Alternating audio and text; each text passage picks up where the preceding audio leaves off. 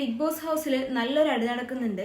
ഇത്രയും ദിവസം അനീഷും അനുമോളൊക്കെ ആയിരുന്നല്ലോ വിഷയം. അപ്പൊ അതിന്റെ പേരിൽ തന്നെയാണ് ഇന്നും വഴക്ക് നടക്കുന്നത്. പുതിയ പ്രോമോയിൽ കാണിച്ചിരിക്കുന്നത് അനുമോളെ അപ്പാനിയും അതുപോലെ തന്നെ ബിൻസിയൊക്കെ ചേർന്ന് വലിച്ചു കീറുന്നതാണ്. സംഭവം വേറൊന്നുമല്ല, എന്തുകൊണ്ടാണ് അനീഷ് ചേട്ടനോട് ഇങ്ങനെ ചെയ്യാൻ എന്താണ് കാരണം എന്നുള്ള രീതിക്കാണ് ചോദ്യം വന്നിരിക്കുന്നത്. അപ്പൊ അനുമോള് പറയുന്നുണ്ട്, അതല്ല ഞാൻ തമാശക്ക് ചെയ്താന്ന് പറയുന്നുണ്ട്. അപ്പൊ തന്നെ അപ്പാനെ അങ്ങോട്ട് റൈസ് ആവുന്നുണ്ട് അനുമോളുടെ അടുത്ത്. തമാശയ്ക്ക് വേണ്ടിയാണ് ഇങ്ങനെയൊക്കെ ചെയ്തതെന്ന് പറഞ്ഞാൽ അപ്പാന് ചൂടാവുന്നുണ്ട്.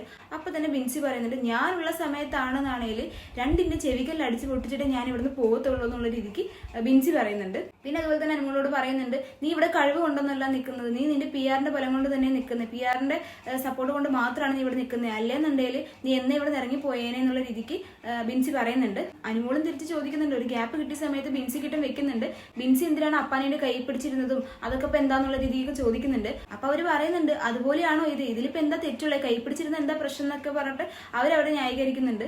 എല്ലാ ഹൗസ് മേറ്റ്സും കൂടെ അനുമോളുടെ നേർക്ക് തിരിയുമ്പോൾ അനുമോൾക്ക് പ്രത്യേകിച്ച് ഒന്നും പറയാൻ കിട്ടുന്നില്ല. അനുമോള് കുറെ നിശബ്ദമായിട്ടാണ് ഇരിക്കുന്നത്.